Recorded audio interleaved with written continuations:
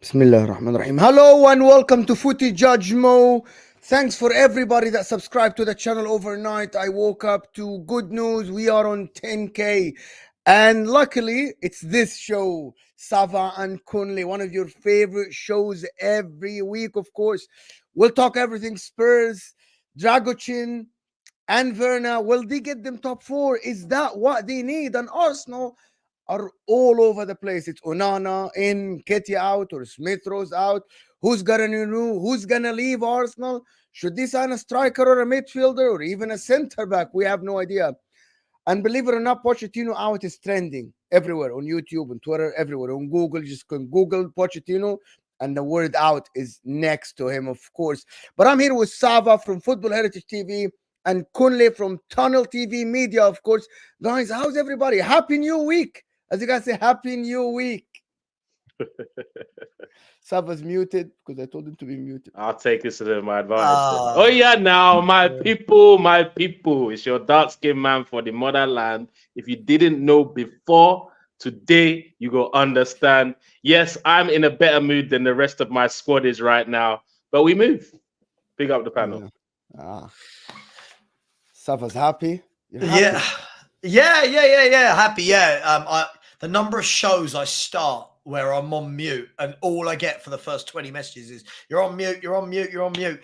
Big up, happy week, happy new week. Good day for Spurs. So we'll get into it. I think we're doing a little bit better than our North London rivals. Yeah, right now it should be an interesting back half of the season. Are you? You're still better us, no? Mate, listen, if we want to start on that trend, I mean, we're signing what we need. We're 1 point behind you. You've won one game in 7. You can't score goals. Big talk for a team that aren't doing very well. But you said you're doing better than us. I was just assuming that in the transfer window they are. Oh, in the window. He didn't say the window, Mo.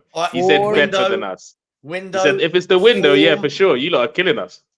Window form from where we were last year to where you were last year to where we both are now. We're still ahead of you, right? One's in Europe, one isn't. One's still ahead of you. I think we're still doing better than you, bro. You should be ahead of us. Your manager spent like 700. This wasn't about whether we should. Yes, it is. For me, it was. It's not about should. It's about what's the current situation, and yours. Actually, Kunle, you're wrong. Doing better. I think Kunle's wrong. Kunle, I think you're wrong here. They're in denial. What? It's all about expectations, though. It's all about expectations. If someone is going to a race, in the trials they know that they were 8th. And they were 2nd in the race or 3rd. And someone who had the best times in the trials and they were supposed to be 1st. And even if they're ahead of the other one, I think they're doing worse. It's all about expectations. I don't think that has anything to do with this conversation, but that was a great analogy, though, Mo. Incredible analogy. Loved it. Loved it, and I would use it otherwise, 100%. It's actually very true.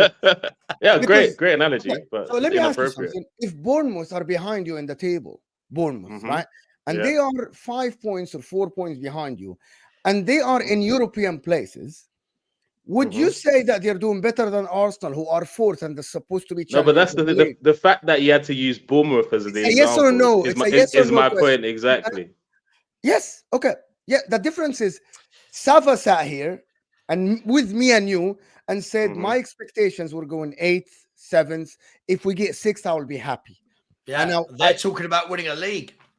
That's Kunle. That's the reality. But anyway, let's not get into this debate. To be honest, let's get into Arsenal's. And you guys want to start with Arsenal? Let's start into Arsenal. Kunle. Who told you we want to start with Arsenal? Who told you such a thing? Who said it? Who is the you guys? Guys, over 100 people right off the bat. So hit that like button for us, people. Hit that like button. Get us 100 likes. Let's start with Arsenal because it's gonna lead us to Spurs and. Because the transfer market, like Spurs already closed out 2 deals, and we'll talk about them in a bit. But Arsenal now all over the place. Onana, Harry Simo, big up Harry, of course. Like he said yesterday that from what he knows, and I believe that Harry doesn't say, I'm not sure if you guys know him, he doesn't say anything that he said that when he asked, he said there are no links this summer with this winter with Onana because they have no money, because they have to sell the players. They are focused on selling the players. But what we're hearing is Onana's agent is in London, and you are trying to sign a midfielder. And the question to you, Kunle, What is happening? Everyone around the world is looking at us and you need a freaking striker. But they go and sign a number 8 that play for the lowest position-based team in the league, probably, or the second lowest position-based team that looks at crunching tackles and stuff, where you need players to actually help your system. Do you think that's all over the place? Okay, so you said something very specific as you closed the question, to help your system, to help your system. So if that's how you opened the discussion, it would have been different. You said we need a striker, we need a striker, we need a striker. I believe Arteta thinks I hope, actually, not believe. I hope, I pray my manager is thinking about this thing like me. Because for me, I believe that the answers to our goals are still in our current squad. There's people in our squad that are just not hitting the back of the net, that were hitting the back of the net last season. So they can find that form again. For me, I believe personally, we need a midfielder more than we need a striker. That's just me. I might be wrong.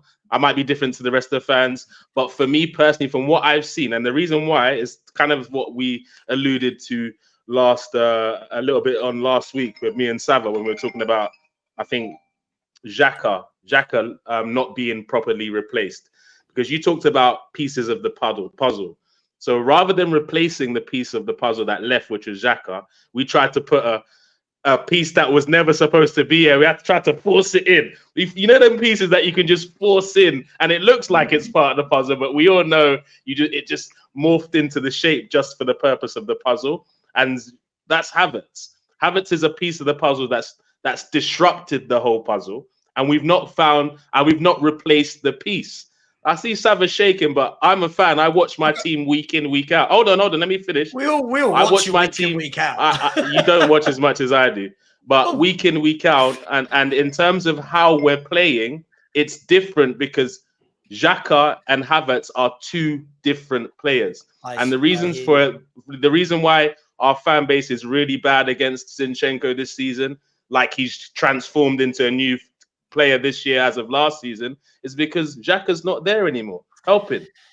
Havertz can't help him. It still doesn't change the fact. We had this last week. We'll have it again this week. It still doesn't change the fact that when I watch Arsenal play, you still create chances with or without Havertz in the team, and you've got no one to put those chances in the back of the net. We can blame all of this on Xhaka going and Havertz coming into the new system. Mm-hmm. Arsenal have enough chances each game to win games. You do not have goal scorers in your team. You have few sprinkled about that all look. Sometimes things happen at the right time, right, Mo? So last year, Odegaard, Saka, Martinelli, and Jesus all grabbed between 13 and 15 each. Yes, that's not always going to happen. Sometimes you need a guy that focuses on the goals, and the others will get 9 or 10 each. The problem is with Arsenal is if you are going to have 4 guys who you think are all going to get between 13 and 15. When they're not on form, you've got nowhere to look. Spurs haven't got many goal scorers per se that are going to end the season on 10 plus. But what we do have is Son, who will end the season on, I can't say 20. I reckon he'll end the season on 20, 22 goals. Then you can have Maddison getting 7 or 8, Kulu getting 7 or 8, Brennan getting 7 or 8, because you've got your main man. Arsenal don't have that man.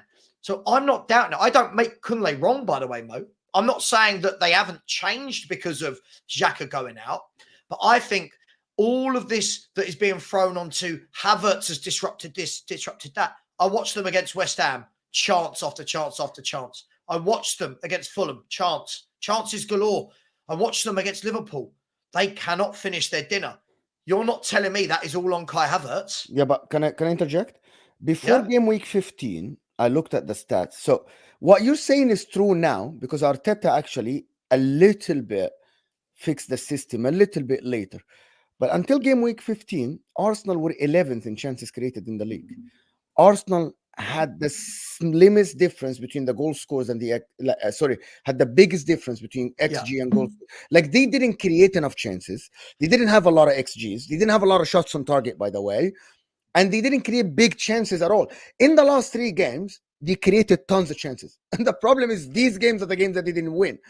That was known. Arsenal were 11th in chances created, but they were first in chances conceded. Their defense was dominant, right? I actually think maybe a striker is another option that they can fix. But what I'm worried about now isn't if they sign a striker or a midfielder, because we had this discussion last week. If people want to hear that discussion, they can go watch last week's episode. What I want to discuss this week is Onana himself. Why is Arsenal linked to a midfielder like this? Even if Saba is right or wrong, even if Kunle is right or wrong, but why Onana? Why Onana from Everton? Is it by name? Mo, we've already seen how bad one Onana could be this season. I don't want to see a part two. Like, yeah, he's a good. Personally, yeah, he's a good player. But I just don't know why we're being linked with him at this point. I don't get it. I completely don't get. He's the style of player we need. If you're telling me he comes in to play the 6, and then you're going to push Rice into the 8, I don't. Good. That's that. No, but that's what I'm saying. I'm trying to think out loud because we don't know, Mo. I don't know. You don't know. I don't know if he's going to do that. But let's say he does. For me, I don't like that. I'm not confident with Rice in the 8 just yet. I think he has attributes that could make him a good 8 at some point, but it's not been allowed to blossom as a result of Partey not being able to play this season. So I believe we need a proper box-to-box and have Rice just do the 6 role. And I think that's what we need to really push on. But I just hope my manager understands this, because I think that's the biggest problem area for me. Can I ask you a question? Do you? I'm not saying you won't, by the way. I'm just asking. I've seen a lot of Arsenal fans. Questions. I don't want to ask all the questions, so please do. But I'm seeing a lot of Arsenal fans coming into my chat now that have suddenly gone from Spurs are rubbish, we're definitely finishing above you, we're in a title race, we're going to win a league, to we're worried about whether or not we're going to get top 4 now. Where are you at with that, Kunle? Because I'm guessing none of you guys, let's be brutally honest, thought that Spurs or Villa would be doing what Spurs or Villa are doing. So where are you worried about? I thought you'd finish top 4, to be honest. I thought Spurs would finish top 4 personally. And instead of Villa. Fair enough. Instead of Villa. When? Okay, so hold on, Kunle. When? Is that before the season or within the season? No. At the start of the season, I thought they finished in the top 4 because I didn't think Man U would. I thought what's it called? Chelsea would struggle again. I knew Newcastle would struggle with the second season now being in Europe. So I thought Spurs would get in there somehow, personally. But sorry, what was the question, Sava? Are you worried about your team? Are you worried about that you might not get top 4? Top 4, to be honest, no. I'm not worried about the top 4 situation. I think we'll do that comfortably. But I think if Mo, he asked me a question. No, and you might not agree. But I want you might not agree. Okay, cool. I want you to answer, but please explain why you think that. And I know. And I know. So I want to be confused. Yeah, for sure. Because I don't think there's 4 teams better than us in the Premier League, personally. And this season has showed me not to panic, because there isn't 4 teams better than us as it goes. And this is us at our worst, or not at our best. So if we get into any sort of form, and I'm also, Sava, I'm not going to lie to you, I'm also praying my board bails out my manager's mistake. And that's what they're doing. They're bailing him out because, as we discussed, he made the mistake with Havertz in summer, and he's praying for them to bail him out by letting him sign someone, hopefully 2 this January. If we end January with no signings, I still believe we can still get top 4. I don't think it'll be as comfortable as I'd like it to be. I don't think that's going to be a concern. But the concern is instead of Villa. You think, okay, so Villa are the ones that are going to drop out. Yeah, 100%. Villa are going to finish 6th, I think, this season. Okay, hold on. Do you see? Okay, so let me ask you something, Kunle, because you put out a statement now. You said you're going to finish. Do you see signs that Villa are dropping off? And do you see signs, because you just said, it's your words, you said, if we hit a form, do you see signs of you hitting form if the board doesn't back Arteta? Yeah, for sure, because we're creating chances. It's just putting the ball in the back of the net. So yeah, we are getting, in terms of our football is becoming better. But you aren't getting the back of the net. Okay, so hold on. But you aren't getting, so the signs are, if you are creating chances, someone need to put the ball in the back of the net. So you need, the next step was to get someone to do that for you. Sure. And those people are in our current squad. They've shown they can hit double figures, all these players. They've shown they can do it. So what it's okay for me to believe that they're off form currently and they'll get into some form. It's for them to then prove it for sure. But it's not like these players that in our squad have never got double figures numbers. So it's an alien thought for me to believe that they'll come into form. And I don't believe it is, Mo. And that's how you're trying to make me feel. And I don't believe that's right. I am not trying to make you feel anything. You are. With your body language, your facial expressions, every time I make a comment. I agree with you, bro.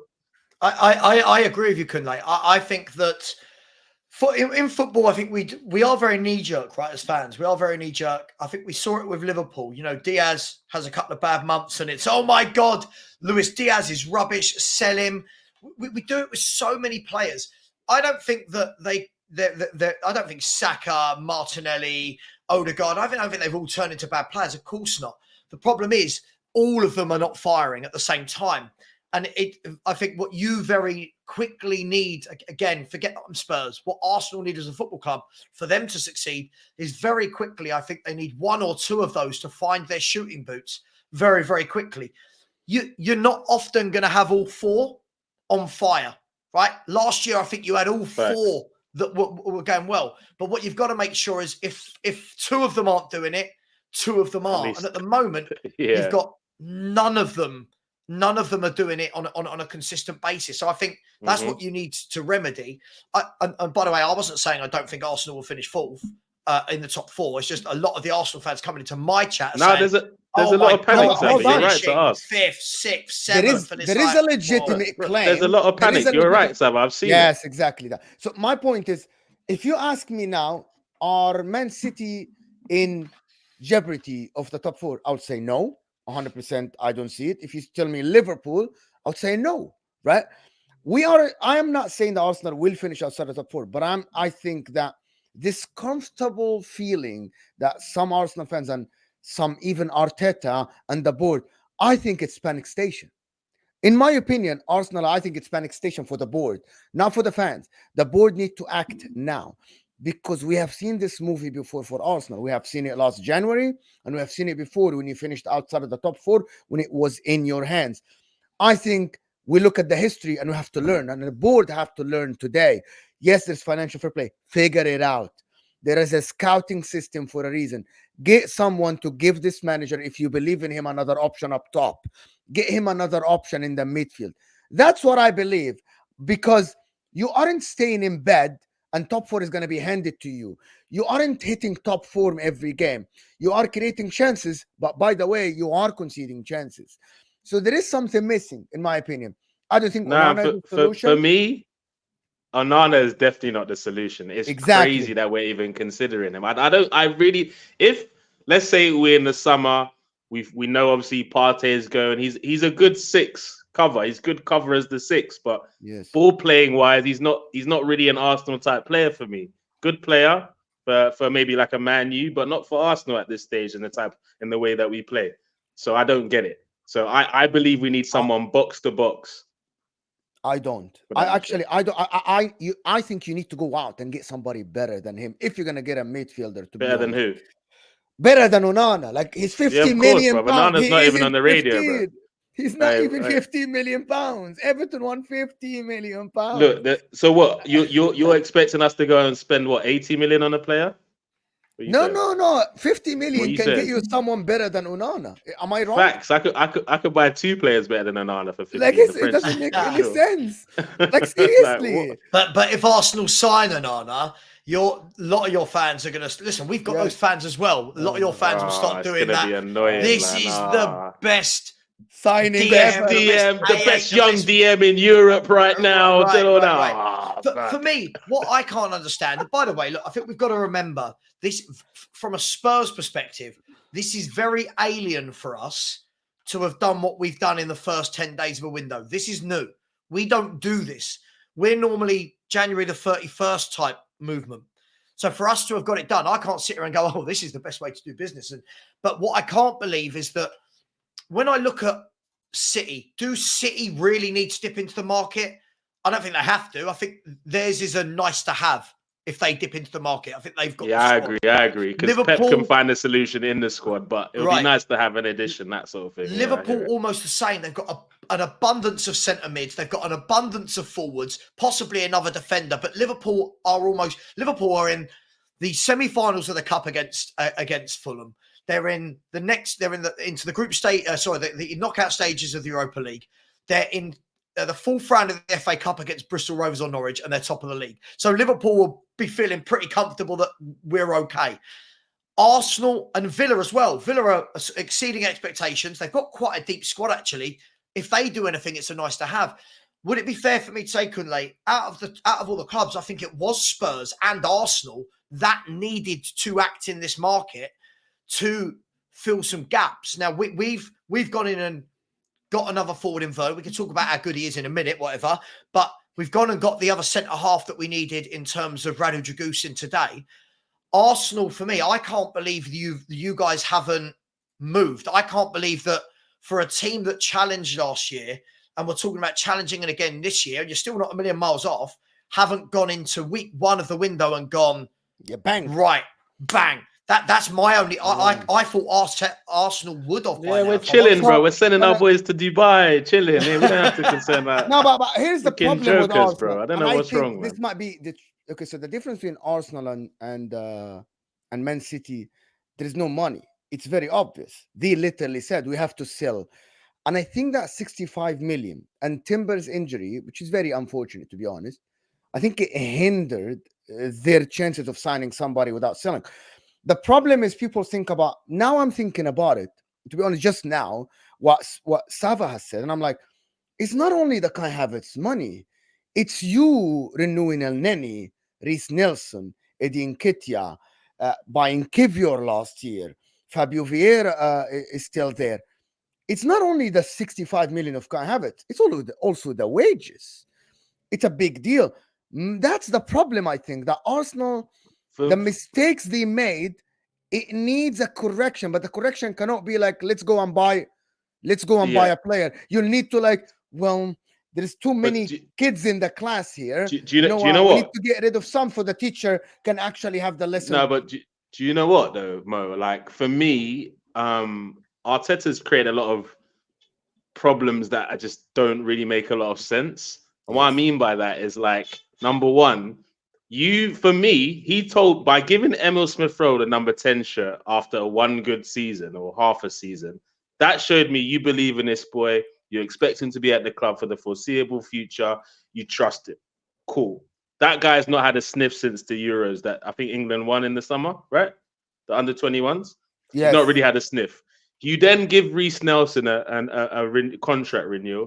Cool. Like I didn't like it, bro. I didn't like it, but for it to make sense to me, when Saka's putting up stinkers, Reece Nelson has to start games. Or why did you renew his contract? Or he's not good enough? He's not good enough to rely on him? Like, you got to make it make sense. Either show us that you believed in him, why you gave him the 100K by dropping Saka when he's having stinkers, which he's had multiple this season, or you should have just let him go on the free rather than waste our time. I just don't get it. We're keeping mascots at the club now. Big up El Neni. We're keeping mascots at the club. Like Grace, you brought him up, Mo. You said we should have sold him first. So I'm just going on the back of what you said. Yes. So love him. Great servant of the club. I thought it was impossible for Arsenal to lose with Mohamed and Jesus in the squad, but we found a way to do it. Now, at the end of the day, he's got a lot of problems to fix, man. Guys, over 360 of you here. So can we get the likes up at least to 200 likes? The like button is the only way this channel will get more subscribers and we'll get more viewers here. Come on, the like button is underneath your live chat. It looks like thumbs up. It's simple. Come on, people. Hit that like button. Subscribe if you're new. Spurs, though. I'm going to say my opinion first, and then I'm going to let Sava say. Timo Werner, underwhelming signing. If Ange Postecoglou, and I said that on your channel, if Ange Postecoglou gets something out of this guy, he's a genius. However, there are signs for us to think that Ange can get something out of this guy. If Emerson Royal can play football like this, right?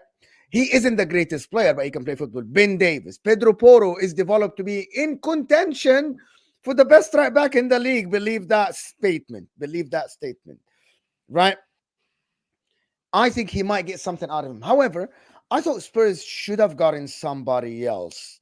maybe someone else on loan. I think Timo Werner was a lazy choice. He didn't play for Leipzig a lot this year. It was just a lazy choice. Yes, financially it's a free hit. It's a free bet as well. There is nothing to lose. If it doesn't work, you send him back. And I think that's very underwhelming for me, looking from outside. Dragusin, on the other hand, I don't know what footballing reason he chose Spurs over Bayern Munich, unless he wasn't promised to play football at Bayern Munich. This is it's the same energy that I have, like, for example, for Caicedo, when I said about Caicedo. Did Spurs offer him more money? I don't know why the guy chose Spurs. No. Well, I can tell you. Why unless you guaranteed him a starting position, though? I can tell you. Yeah, please. I can tell you. His agent has come out and spoken a lot. His agent speaks a lot. Look, first and foremost, to be fair, it was a very funny statement that came out this morning where his agent said, hang on, let me make sure I get this right. I don't want to stir this. I don't want to say something that's not been said. This is what his agent said, right? He said, it was ultimately what Radu and his family wanted. He is happy we're going to Tottenham. He didn't choose the money. There was more at Bayern. He said this is the right step for his career. He chose his career before the money, and this is commendable. I don't know how many would have refused the offer that we had from Bayern. There was a lot more money, more than 50% more to go to Bayern. But how old is he? 21. He's very young, right? But basically, and then he goes on to say that, look, he's been promised more game time, and look, he will get game time at Spurs, right? We've got Van der Ven, who's just coming back from a serious hamstring injury. Christian Romero misses something like 40 to 38% of minutes every year since he's been a pro. Like, he misses a lot of minutes of football through injuries and suspensions. He's going to play. He's going to play. All of this, he's third choice. No. If you want to be a big club, you've got 3 centre-backs there, compete for the centre-back position. For me, he's 21. He can still go to play for a Bayern Munich, for a Real Madrid, if he's that good and if he progresses in the future. But look, one of the first things that came out was that his agent was saying that he was loyal.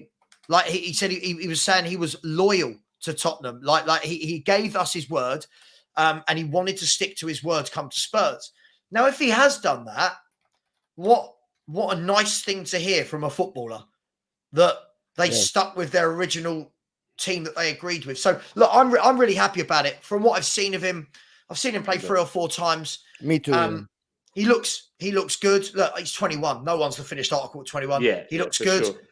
We play a very different style of football to Genoa, so I think you're going to have to allow for a little bit of time for that to creep into his game. But I think it's a good signing.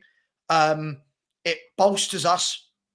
It actually shows that we're backing a manager for once, and we're actually building a squad rather than what we always do, which is, there you go, we've got a really good 11, go. So as a Spurs fan, I don't think there's anyone right now that could be unhappy. Mm-hmm. And then I don't know if you want me to go on to the Werner bit, or if we want me to say. No, wait. Let me respond, because I see this over a couple of different angles. Because, as Sava said, I love hearing stories about footballers that don't get lost in the hype of, let's go to that big club when I'm young and just chase the money real quick and not really get many minutes, but say I play for Bayern, or I can actually develop myself as a footballer, play regularly, and just like Sava said, if I am that good, them lot will come running again. I think these are the things like Bellingham have done, and who else? Haaland have done. Not many footballers do it nowadays. They hear the big money, hear a big club interest, and they run straight away. And so many players ruin their careers that way. They get the big money early. The agents get good money, but they don't last the time and fulfill their expectations that we expect of them. So I don't know too much about him as a player, but him having his head switched on like that, for Tottenham fans, I'd be thinking of that guy in a positive light. I don't know enough about him, though, I will say. But with Romero and how many games he misses, he's going to get. This guy's definitely going to get minutes. His next substitution is 2 extra game. Romero's next red card, if I'm not 1 or 2. Bissouma's. Bissouma's the one who got twice. But anyway, listen, Dragusin is a player that plays the football on the floor, very good in the air. And all I'm going to say about him, he's a proactive defender like Van de Ven, not a reactive defender. Like, he's someone who plays the game like a Saliba, reads the game, not like a Konate guy. He's strong. but he likes to be on the front foot. That's when I watched him when he played Inter. He literally was first to every single through ball, right? Come on. Hussam is saying, how much super chats to kick Kunli out of the... I'm not kicking Kunli out of the stream, but yeah. 100 pounds and Kunli, I think Kunli will... He knows why, bro. He's trying to get me early to his stream. That's why he's trying. Don't try it, Hussam. These tactics will not work, Mr. Man. Yeah, 400 people here, guys. Hit that like button for us, please. Listen, this Dragusin guy, I think, is going to help Spurs. The thing about Dragusin is that everybody was saying Spurs need a center back. What's the first thing they do January 1st? Go negotiate for a center back. They didn't go and negotiate for a midfielder. They didn't go and negotiate for a fullback. They went and negotiated for a center back.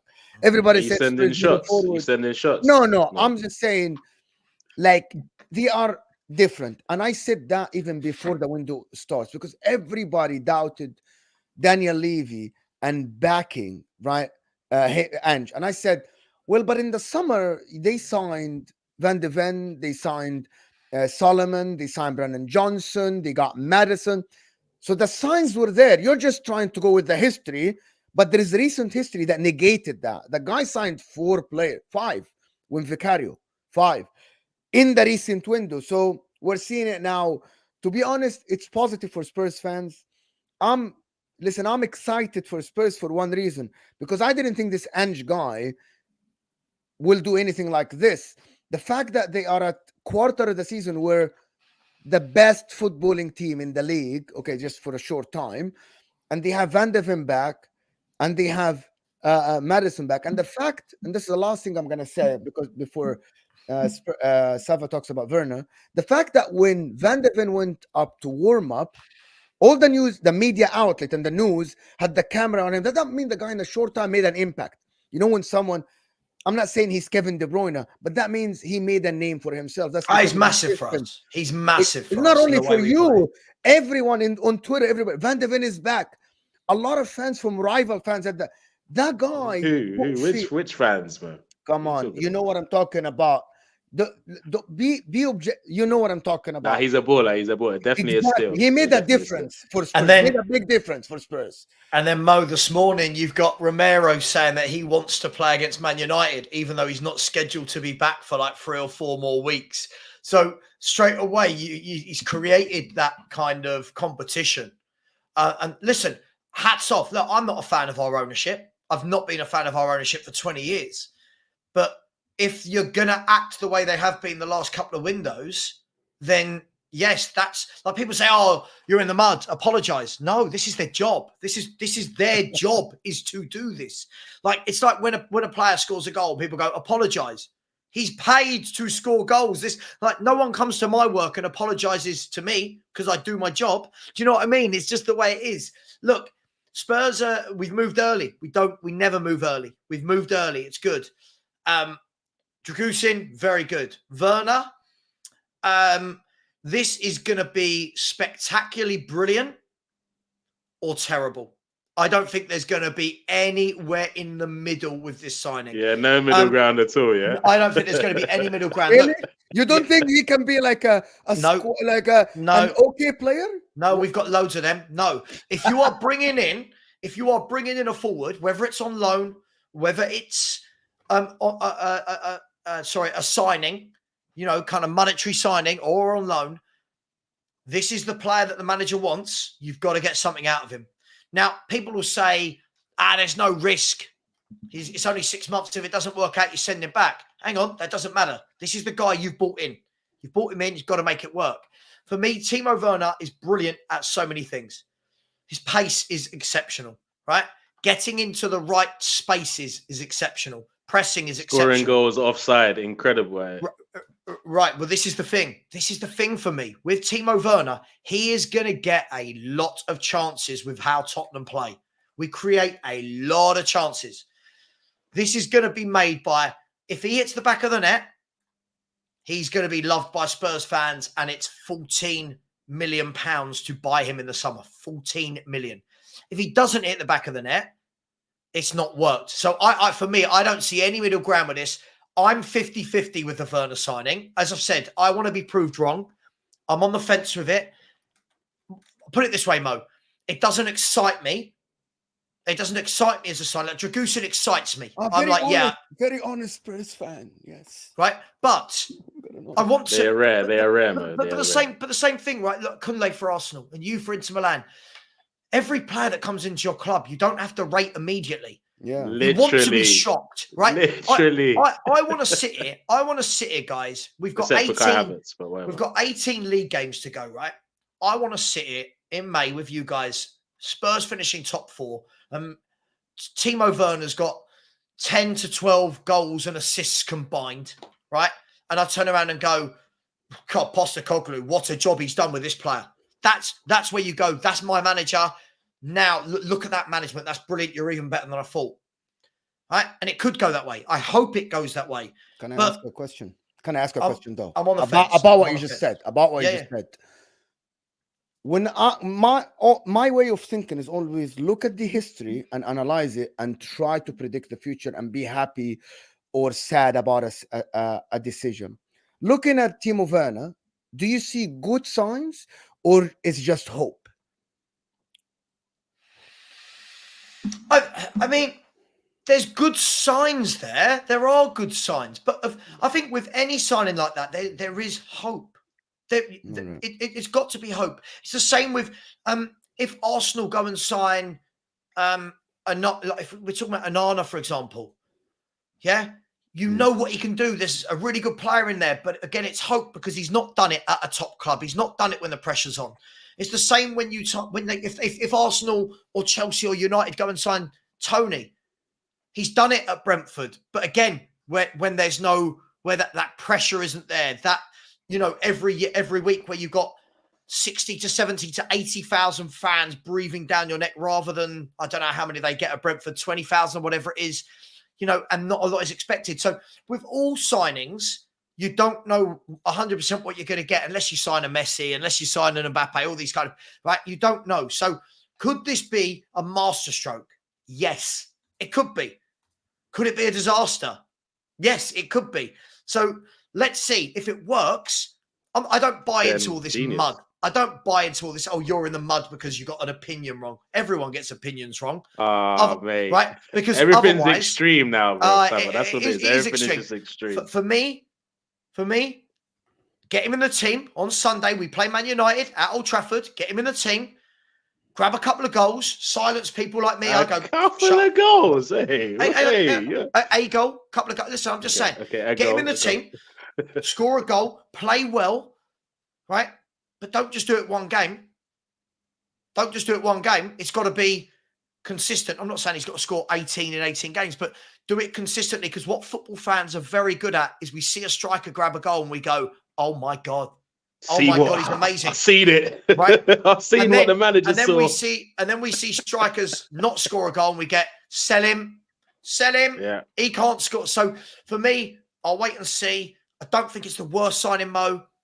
I don't think it's the best signing. And I think there's a reason he's on loan for 6 months and not being bought. Try before you buy. So it is what it is. I get what you're saying, but I in my opinion, look, I'm going to Conley, go ahead. No, it's your time. No, I would say, look, you can look at the signing both ways because first of all, from how Werner plays, you could see his style would suit a Pochettino team. You can see that in terms of his strengths and stuff like that.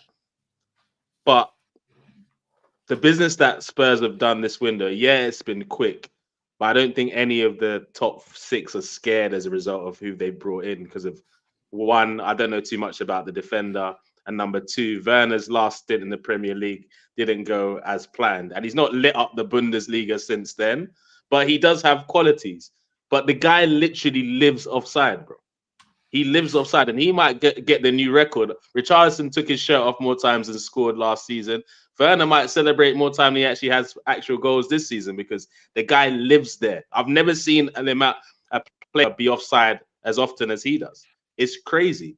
But will he have a purple patch in this loan? 6 months, yeah. I think he will have a purple patch where he scores like. I think he'll have a period where he scores 5 goals in 3 games. Does that mean that he's a quality signing that they should sign him more permanently? I don't know if he'll get to that stage with him, but I can definitely see Timo Werner having a purple patch. Because look, even as bad as he is, Kai Havertz had a purple patch, and they had my whole fan base doing cartwheels and backflips like he'd been the signing of the summer. So I don't think he's going to work out long term, but he could make a little impact in his little cameo 6 months. Do you know the thing is, Kunle, for me, sorry, just really quickly, but the last thing I'd say on Timo Werner is I can't be a hypocrite, right? I sat here last week with Terry Flewers on the Football Terrace. We do a show every week, right? I think it's after this, actually. And Terry brought up the news that Man United at that stage were the favourites to bring in Timo Werner. Spurs' name was nowhere near it, right? And Terry's gone to me, oh, look at this. And I've gone, oh, mate, I'm so sorry. Right? Do you know what I mean? I'm going, oh, my God, I can't believe you're signing Timo Werner. Right? I can't sit there 3 days after saying that and go, what a signing. So for me, I think a lot of Spurs fans have suddenly gone from, Man U, what a dead club. They're signing Timo Werner, that Chelsea flop, to name a player you could have got better in the market than Timo Werner. So, look, I think things move very quickly. Club bias. Look, the jury's out. Dragusin, over the moon. Werner, okay. This is why the managers get paid the money, Mo, right? Postecoglou's paid to make these decisions. If it works, it's on him. If it doesn't work, it's on him, right? So let's see what he does. Him, Sonny, if we've got him and Son in the team, one thing you've got there, and Brennan Johnson, if they all play in a team together, is lightning quick. But have we got goals in them? We'll see. Yeah, nobody's scared of that front three, though, Saba. Let's be honest. It's not about Johnson, Werner, and Son. Nobody's scared of that front three. So here's the problem. People are scared of Son on his own. It's Kulusevski. Son, yeah, for sure. But the other two? Kulusevski. Pace. I'm talking forget about about pace. So let me tell you the difference. To be honest with you, when I'm looking at Spurs, in this season, I never look at individuals apart from one individual, which is James Maddison. Everyone else, I feel, is a product of Ange Postecoglou. Is a product of Ange Postecoglou. Man management, or a system, or adaptation, or whatever you want to call it, or it's who we are, whatever that is, right? Brennan Johnson last game, if you watch last game, his first touch developed from 3 weeks ago. His decision-making developed. That's a sign of someone working in the background with the players. I have seen it with Didier Drogba and Mourinho when he came from Marseille in 2004. Mourinho worked with someone like Diego Milito. My point is, yes, Ange Postecoglou, we had nothing. We didn't know a lot about him. But the way he developed the likes of Udogie, the likes of Pedro Porro, even the likes of Sarr, that's what should be worrying for rivals. I'm not here going overboard and telling you Spurs will win the league or something. But the way they played football and the way he developed players, I'm going to have the same energy that I had for Arteta last year, where he had 3 players having more than 20 GA together in the front, actually 4, including Gabriel Jesus, who missed 10 games. That is a sign of a good manager that can develop a player. And if Ange Postecoglou can develop players that quick, Brennan Johnson had 4 months with the guy, and look at how he plays now. Brennan Johnson, for me, I didn't like him at first. I saw he's a rash, young, raw player. He looked better now already. That's what Van de Ven looked like a better player. Pedro, I can't name Sorry, names. Who was the first one you named before Van de Ven? Brennan Johnson is my guy. I don't like him. I said I never rated him, but let me tell you, I said he was awful at first. Sava, each to their own, innit? Each to their own. Right? Yes, to be honest. Listen, I sat in a lot of channels, Sava, and said he's not good enough for Spurs. The way I'm watching I'm still. Yeah, I'm not saying he's good now. I'm not saying this is the finished product. You want us to get excited about progression, yeah? Exactly, but it's the same. Look at Declan progression Rice is at still the moment. average. I'm gonna tell you. Okay, the way you say it, is he quick? Yes. Did his first touch improve? Yes. Is this decision making improving? A little bit, yes. Right? That's what you should. What is he? Is he a winger? Is he He's a winger. second He's striker? He's a pure winger. Pure He's winger. a pure winger. But anyway, long story short, this is what people should look at. And the question comes in with the last thing about Spurs. And we asked this. Do we think Ange Postecoglou can actually win the title with Spurs? This year or ever? No, what is this year? Like in the future, like 2 years, 3 years. Right, why not? In the future, why not? Depending. Listen, the same thing for me as always. Everything is always dependent on what people do in transfer windows. Yeah. As I said, it's all well and good going to get a 21-year-old centre-back, who, by the way, I think is good. It's all well and good going to get Timo Werner on loan, which is a very easy deal to do. The difference for me is this. I liken what we're doing now, and hear me out, right? Hear me out before everyone goes crazy. Hear me out. I liken what we're doing now to what happened when Klopp arrived at Liverpool, when he got rid of a lot of deadwood, brought in a lot of good players, but to get over that line, the one thing I still think Spurs need to do, and not now, I'm not worried about this season. This year for me was always about bedding in Pochettino in his system. The one thing, if we want to be really serious next year, the year after, whatever, about winning titles, about winning Europa Leagues, Champions Leagues, about winning FA Cup, whatever it is, we've got to have that moment Liverpool had where they dropped in Alisson as a world-class goalkeeper. I'm not saying for Kari, you know what I mean? I'm talking about players. They dropped in a world-class player there. They dropped in Virgil van Dijk as a world-class player. And that took them from there to there, right? That, for me, is what I think is my big question with Spurs, as always. I think we're building a nice little squad. I can see what he's doing. I think we're getting some really good, young, hungry players that are going to run through brick walls and will die trying for Ange. But for me, I've always said it, and it's why I always say Man City will win the league. It's the team with the biggest guns. Yeah, the team with the biggest guns win the trophies.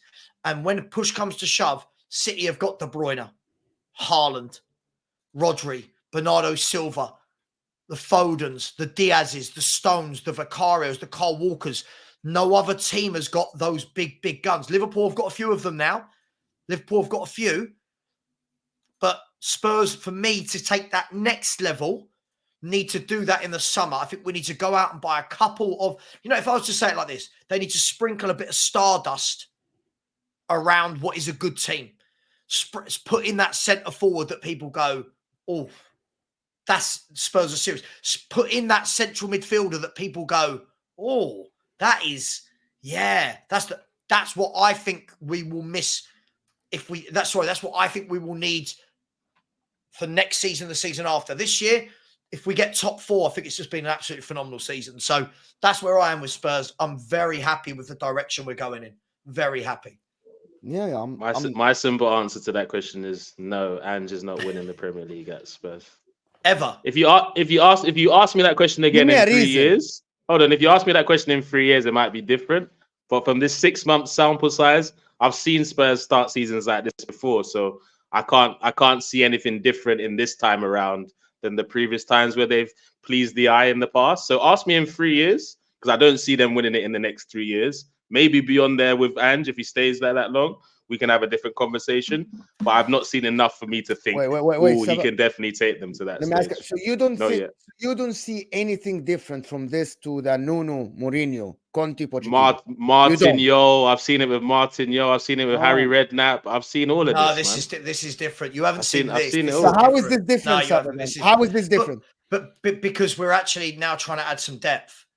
Before, what Spurs have done... but it's depth that nobody's scared of. But you're right. Hang on. But with depth, you don't always have to be scared of depth, right? You don't have to be scared of depth, right? But you need players that can come in and fill in when players aren't playing. You need players that can rotate. What Spurs did very well before under both Redknapp and Poch. Forget Jose and Conte. We were never going to back that. Those managers aren't interested in building. Jose and Conte, they want to come in and go, right, give me Barella, give me Bastoni, give me Lautaro. Do you know what they want? Boom, boom, boom, win, right? Redknapp, Poch, right? Now, Postecoglou is the same ilk. What we did with Redknapp and Poch, we got them both to having very good 11s that teams... Let's be fair, I know Arsenal fans might not be. We were good to watch under both those managers. People enjoyed watching us. We played good football, right? 100%. And people liked watching us. What we never done, we always got that 11 and we stopped. And it was like, right, add 3 or 4 behind that, add 4 or 5 behind that. But we didn't. What we did instead was, Kyle Walker's left. Right, there's the first one. Didn't replace him. Toby Alderweireld's left. Moussa Dembele's left. Before you know it, the team, instead of adding to it, we were chipping away to it, right? What we're doing now is you can see straight away the manager's come in and gone, hang on, I've got a good 11, right? I'm not saying it's a perfect 11. We've got a good 11. hang on, I need another centre-back. I can't just have Van der Ven and Romero. Yeah, hang on, I've got some forwards. I need another forward. I reckon we're going to get a midfielder in this window as well, by the way. I think they're going to upgrade on Højbjerg this window. So it'll be, again, all right, we've got midfielders. Let's get another one in. That's what we need to do. I'm going to caveat all this by saying, for me, the only way, I've said it a million times, the only way anyone wins is if Man City stop doing what they're doing. I still think Man City are going to be the team to beat this year, next year, all the while Pep is there, all the while players like Foden are growing, right? Rodri is not old, right? Diaz is not old. 26 years old, bro. Ake, Akanji, Vardio. You've got Rico Lewis coming through. Doku is going to be his second season, Doku, bro. Right? Yeah. Alvarez. So for me, all of this depends on, you need the perfect storm. You need to have the perfect year with as minimal injuries as possible and hope that Man City have a nightmare, because Man City have just had a blip, right? Look where they are. They're 2 points behind the leaders. They win their home game against right. Are you worried? Are you worried, Sava, that when Ange, let's say two and a half, let's say this is Ange's third season now. Let's go ahead. Third season now. And he kind of has put together a squad where he's comfortable in not maybe winning the league, but at least pushing, like challenging now. Are you worried that period, that next period where you're considered as a squad that's challenging, is probably going to take part with a decline in Heung-min Son? Do you think you'll fix that by then, or? Well, this is exactly what I'm talking about. This is exactly what I'm talking about. But hopefully now we're going to be planning for these eventualities before we just let these players get old and say, oh, where he's going to go. Like Vertonghen out of Alderweireld, we literally watched them get to the point where they can't run. Rather than saying they were two of the best defenders in Europe at the time. We had the best defense in Europe that year. We conceded like 26 goals. And then we just sat there and watched them get old and old and old. So hopefully we're backing up to get somebody in the next couple of years for when Sonny does eventually drop off completely or loses his legs. Transfer windows are important. By the way, I'm not saying anybody can't beat Man City. What I'm saying is, if you want to win the leagues, you've got to be able to compete with Man City squad.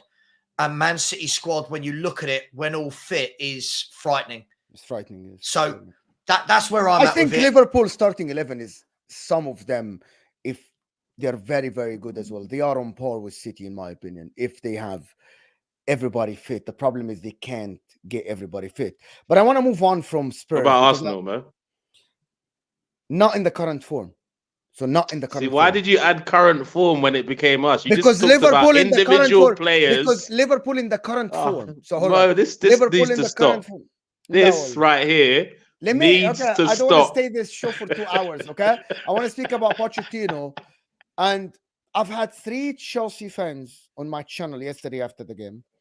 One of them is Ziad, who I've watched Chelsea all his life.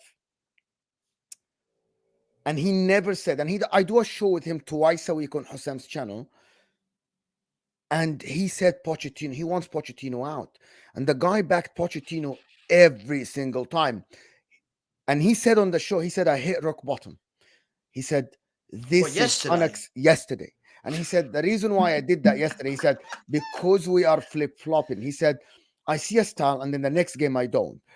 I see a player playing in the right position, and then the next day I see him playing not in the same position. Mudryk gets a game, and then Sterling gets 90 minutes. Even Mudryk, he played well. He gave too many reasons. But I wasn't going to challenge his reasoning. But do you guys think that this Pochettino, you're a big team, spent a lot of money, sitting 10th in the league. Yes, you won a couple of games against, Luton and Crystal Palace. But you lose to a mid-table team in the Championship. Is that something that is worrying? If Chelsea with 14 injuries, don't forget the 14 injuries part. Man. Yeah, and they had 2 injuries in the beginning of the game. They had 2 subs in the beginning of the game, 4 subs. I don't know what Kunle thinks, but for me, I think that this is a sign of how entitled Chelsea fans have become. If losing a first leg of a 2-legged game is rock bottom, Jesus Christ, don't ever be a Spurs fan. I mean, you guys have won how many Champions Leagues, Premier Leagues, FA Cups, League Cups for 20 years. This isn't rock bottom. This is a Chelsea team that are going through a tough year. This is a tough year for Chelsea. I don't think anybody's going to say otherwise. Second. Yeah. But second tough year, but this is Poch's first year. What we can't do is, as football fans, we can't lump last year into Poch's plate. That's not his fault. Poch has been there since the summer, right? Let him have the year to fix all of this. If they're doing this next year, yes, sack him. But Chelsea are one game away from a cup final. Let's be brutally honest. They'll probably beat Middlesbrough at Stamford Bridge and get to the final. Now, all of a sudden, is this rock bottom getting to another cup final? They've won 3 of their last 4 Premier League games. They're 3 points off European football in the Premier League. When you actually take a step back, all of this sounds like the Chelsea we grew up on, though, Saba. No, right, but not that. Well, they're not as bad as the Chelsea I grew up on. That would have been a lot rock bottom. I just think that these guys have to realise that they've had 20 years of. I don't want to say unrivaled success, but they've had 20 years of really good football, really good years of winning everything. They're going through a bit of a tough time, right? But as with anyone, oh my God, this is the second season we've not done brilliantly. All right. So what do you do? Let's deep this out, Mo. What do you do? All right, sack Poch now. Yes. And this is nothing to do with me being a Spurs fan. I don't care about Poch. I didn't care when he was sacked from Spurs. Right. So we sack Poch now, and what? You bring in another manager. That manager, has got 18 games now. That manager doesn't set the world alight in 18 games. What do? You sack that manager. Yes. You go again in the summer. Frank. No, Mo. You can't keep sacking managers every 18 games and then wondering why a club is not in a good place. Consistency is key. Do you want me to give you the reason why Pochettino? I'm not saying sack him now. If he loses a couple of more games, he should get sacked. Can I come in first? Can I or not? Yeah, okay, no, you go. No, it's your channel. I just have one sentence. I have the same energy for everybody. If you consider yourself a big club, top 6 club, and you're sitting 10th, 20 games in the season, and I said it, if halfway through the season you're sitting 10th, you should get sacked. No matter what the circumstances are, especially if you get backed. First season, second season, it doesn't matter. Inter, we sacked the coach after 6 games. He lost 4 in the league. We sacked the coach. All right. So they sack him. Mo, they sack him. Brilliant. I get that. Now let's pretend I agree with you. Right. We've had 20 games. We're Chelsea fans now, me and you, Mo. We've had 20 games. We're sitting 10th, 3 points off Europe, by the way. 1 game away from a cup final, by the way. Right? We're sitting there. We sack this manager. No, not now. You didn't hear me. I said they are on a rise now, as you said. They are in a semi-final. They won back-to-back games in the league. Him. No. They won back-to-back games. I literally started my talk with saying, you lose a couple of more games, you're still 10th, you get sacked, no matter what is happening. Okay. So then you bring in a manager. That manager has 18 games between now and the end of the season. Yep. Right? All the players now have to play a completely new style of football. Yes. Right? Yes. Right? And all the while, the players are trying to adapt to a new style of football, a new tactics. Your results are, funnily enough, going to be up and down again because you've changed yet again the entire club, right? By the end of the season, they're still 10th or 11th. This manager's done exactly what Poch has done. You're sacking him as well. Where does it stop? I'm going to tell you. Where does it stop? Oh, come on. The manager, if they stay 10th, actually, that means he didn't do as bad as Pochettino because everybody starts in the same place. But let me just give you an example. I know what you're talking about. You say if they keep losing, they're going to get relegated. If the second half of the season might be the same like this, they might be 12. But anyway, long story short, I believe I've seen the light with 3-4 managers. The Zerbi, Ange Postecoglou, and Emery. And Eddie Howe. The reason why I see the light is like, I believe that some manager can make instant impact. Make it better. Not win you the league. And not get you top 4, but can make instant impact. I've seen the light. If there is someone out there, I'm not a scout. I'm not the guy. I had never heard of Ange Postecoglou before Spurs hired him. Never, ever heard the name before. I don't watch Scottish football. I don't watch Japanese football. And I don't watch Australian football. So I have no idea who that guy was. Right? And I was wrong. right? That means these clubs have a whole structure and built a whole system of scouting to get somebody that might turn it in the short term. Can they be long term? No, might not be. This is the However, problem, Mo. This is the problem. That's Chelsea built a whole 20 years of success of change Right. until you get it right. I need 90 seconds. That's what I need. Let in the 90 seconds. Yeah, go. So look, the reality is, right, there is, unfortunately, the majority of vocal Chelsea fans became Chelsea fans in the Abramovich era. And unfortunately for them, they believe football has only been going on for 20 years, unfortunately. But for the rest of us, football's been going on for multiple years. So seeing a Chelsea team struggle in this situation is not alien to myself or Sava or anyone that's been watching football for 30 years plus. That's number one. And the reason why Chelsea are here right now is because of this kind of entitled fan base. The way that they've set things up at Chelsea is created a constant cycle that every manager is going to be problematic, which is how they're deciding to do things.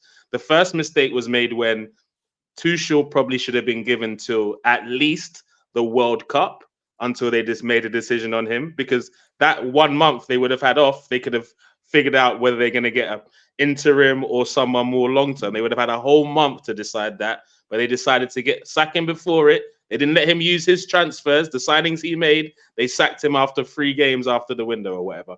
That was a problem. Then they went with Potter and they gave him a certain amount of games. So they replaced him with Fat Frank. Then they replaced him with Poch. And then if they look, the reality is Chelsea is a bloody mess. And no matter what, there's got to be a period where they're suffering. And that's because of what Bowley has created. And unfortunately, this is just that period. And at one point, they've got to make a decision. Even though this guy is in 10th, we've just got to see it through. I'm not necessarily saying it's Poch. I'm not saying if it was Potter, but they've got to make a decision with somebody. Let me see it through. Let me give someone a full year or 18 months before we make a decision on him. Can I just say, right, one thing you always get is, oh, well, Chelsea, like what Mo just said there, Chelsea's success was built on managers coming in, they had a year, 18 months, then you moved on. Ego and money, basically. Yeah, but when people talk about this isn't that Chelsea, right? That Chelsea squad for nearly a decade where they were just 18 months. What was it? I don't even know who was there. Ancelotti was there. Scolari was there. Jose was there. This Avram Grant was there, right? Villas-Boas, didn't he take over Chelsea? Right. But the problem is, Mo, when you're talking about doing that, the difference is that Chelsea squad was always brilliant. So what it was the new manager would come in to what was a brilliant squad, sprinkle 2 or 3 top players in, because Chelsea were one of the only clubs with money, right? You fix that hole and then you win again. This Chelsea isn't that Chelsea. This Chelsea needs to be built. This Chelsea needs some stability. Sure, all the fans like you, I'm putting you into this, Mo. I'm doing it. All the impatient. Ask me. Hang on, I'm putting you in. All the impatient fans, sack him. All right, cool. Give the next manager 18 games. Sack him. Cool. Give the manager 18 games. The players at this club are just going to sit around and go, what is happening? Like, we had this system for the first half of this season. Then we had this. Then we had this training methods, that training methods, this scout, this sports science person. At some point, why are Man City the best? Why are Liverpool the second best team?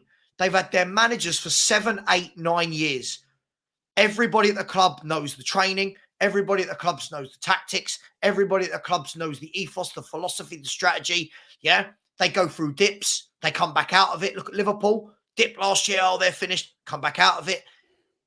But everyone wants to sack managers. 18 games sacked. 18 games sacked. It is madness. And just quickly, chat, just to help some of you lot, just because someone supports a certain team, that doesn't mean they are not allowed an opinion on Chelsea, just so you know. Just so you know. Yeah. The team either of us support have nothing to do with how we're talking. We're just talking about what we're seeing. I know it hurts more when it comes from a Spurs or an Arsenal fan. I get it. You're all caught up in your feelings about that. And that's why Chelsea are going to be suffering for the next 2 years because of fans like you are going to put pressure on them to keep recycling and buying new players and spending another billion here and there, up and down, because of fans like you lot that are complacent because you think football is a 20-year period. Football has been going on for over 100 years, and there's history for a reason. Every team can't win every season. This is the problem, right? This is the problem. Like, fans expect, right, sack a manager now. The next manager that comes in has Chelsea challenging for a title like that. The next manager that comes in is going to be picking up the exact same problem. 14 first-team injuries, yeah? Young squad. You've got to remember, this squad has only just been thrown together. This isn't a squad with loads of senior pros that have been there, seen it and done it, and you've got a couple of new players sprinkled in. People need time. We are so reactionary, and the people that are reactionary think that the ones that are level-headed are the problem. This is where we're at with football. Like, rock bottom because you lost the first leg of a League Cup semi-final. Jesus Christ, they could beat Middlesbrough 3 or 4-0. You're in a final against Liverpool if they beat Fulham, right? What are we doing here? Rock bottom. I've seen Chelsea awful. This isn't rock bottom. Yeah, but this is different Chelsea. This is no, but this is what I'm saying. It depends who you're speaking to. I'm going to say you think it was just now. You didn't think it was a different Chelsea just now when you said that they've always had success by sacking managers. No. I said this is a different Chelsea than the one that was before Abramovich, 1999, 2000. And it's a different Chelsea to the one that with Abramovich. No, I don't believe so, because Abramovich used to buy players. Not like this, though. But anyway, long story short about Chelsea, and I'm going to say that. Wait, should I tell you why it's different? Quickly. Please the reason why Chelsea is different now than it is with Abramovich, because Roman wore Chelsea like himself. If you beat Chelsea, you beat me. And his ego gets bruised. So that's why he reacted how he was. We're not going to see another owner like Abramovich, I don't think, ever in football, because he really got offended when Chelsea didn't win leagues. Bowley don't give a damn if Chelsea don't win a league title. What's my bank's balance saying? What's the money saying? That's all he cares about. That's the big difference. These are assumptions. No, these are facts. These are facts. By the way, everyone in the chat getting annoyed at like me. You could like saying, "Hang on, no, not yet." No, you just host, Mo. You don't talk. You host. All the people said, "Oh, we're Chelsea. We see it. We've got the right to sack him." Cool. Listen, I don't. By the way, I don't care. Right? Sack him. Yeah, you're just saying your opinion. In 18 games time, I prefer they do. I want more pain. Right? In 18 games time, when the new manager's doing the same thing, and you're going, "Oh my God, this guy as well. They're all crap." At some point, ask yourself the question: is it the impatience? Because Poch's first year at Spurs was very bad. His first year at Spurs was very bad, and he was on the verge of getting the sack. The next 3 or 4 years under Poch were some of the best years we've had. So, time, patience. It might work. It might work. It might not. I don't read the future, and I see good style of play and everything, but I'm going to say that if any big club are sitting 10th in the league, the manager should be under pressure to get sacked. Any manager in the world. If you're a big club, if you aren't, with all due respect. If you're a big club, if you're a big club. Sure, but you keep doing it, Mo. There's the question I ask you. How many managers do you do this for? Until you get it right. We kept Inter kept sacking managers until Spalletti took us to the Champions League, and then we sacked him, and we got Conte, who won us the league. My point is simple, right? If you think that was the best way to go about that, man. Let me give you a hypothetical, right? Let me give you a hypothetical. What?